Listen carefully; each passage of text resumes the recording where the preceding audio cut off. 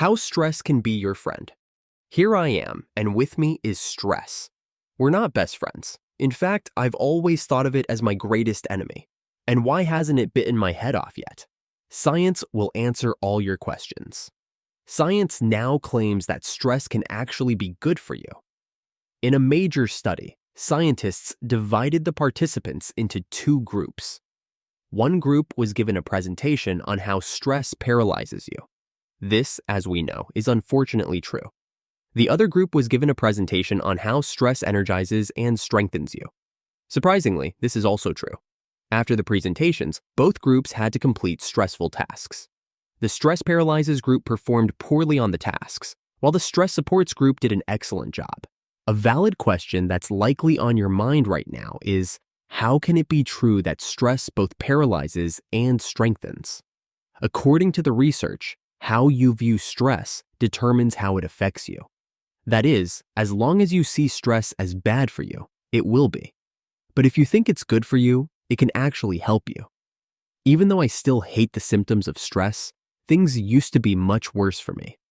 I remember how, before every major exam, my heart would nearly jump out of my chest. I'd panic a little, then freeze up during the test.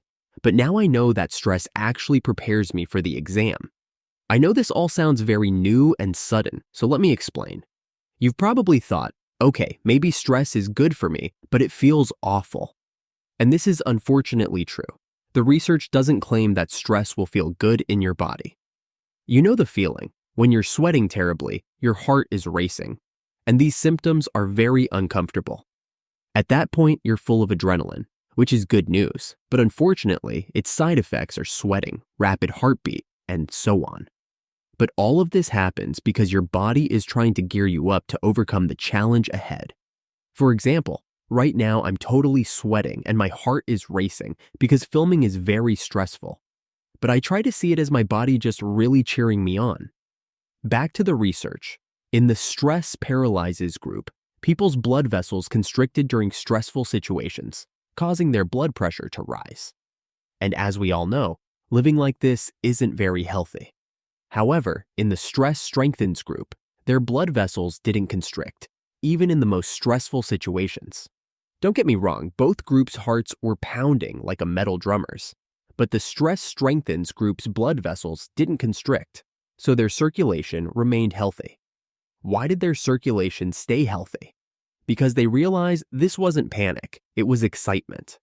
That's when it clicked for me. This small shift in perspective could be the difference between having heart problems by the time I'm 50 or being that lively 90-year-old everyone admires. So, next time you're stressed, think about this video and you'll have gained a cheerleader for yourself. Even if stress doesn't become your best friend, you've definitely gained a supportive buddy. Stress has become that cool friend we invite to house parties because they really liven up the mood. But the problem is, they bring along their downer friend who ruins the party. That downer friend is anxiety. While stress is our totally justified response to the fears in our environment, the useless friend, anxiety, is like a paranoid neighbor who's always peeking through the blinds, convinced someone is watching them, and as uncomfortable as it is, we all feel anxious from time to time. I've even had a couple of panic attacks myself. You're probably thinking, I was just starting to make friends with stress, and now you're telling me it can turn into anxiety. Why are you doing this to me? To understand this, imagine holding a glass of water in your hand. If you just hold it for a moment, it doesn't feel too heavy, but everything depends on how long you hold it. If you hold it for 1 minute, nothing happens. If you hold it for 10 minutes, your arm starts to hurt. But if you hold it all day, your arm will go numb and practically be paralyzed. The weight of the glass doesn't change, but the longer you hold it, the heavier it feels. Stress works just like that glass of water you're holding. If you think about stressful things for a bit, nothing happens. But if you dwell on them a little longer, stress turns into anxiety, and that starts to hurt. If you think about stressful things all day long, the prolonged anxiety will paralyze you, and you won't be able to do anything. So always remember, put the glass down. If this video helped you, subscribe to my channel. Once that's done, I'll see you in the next video.